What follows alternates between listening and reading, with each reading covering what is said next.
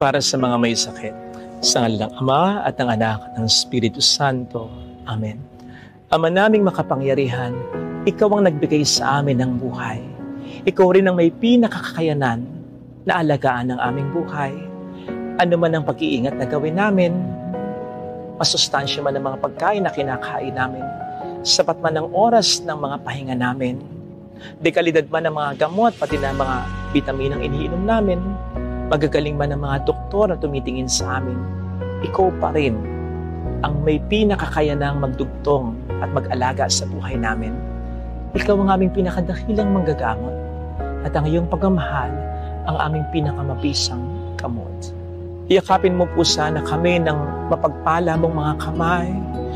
Pagpalain mo kami mula taluktok ng aming ulo hanggang sa aming talampakan. Pagpalain mo ang bawat parte ng aming katawan, ang bawat sistema, ang bawat selula, upang ang lahat ng ito ay sama-samang maapektuhan at kumana sa paraang makabubuti sa aming kalusugan. Gabayan mo ang mga doctors at nurses na sa amin ay tumitingin at nag-aalaga.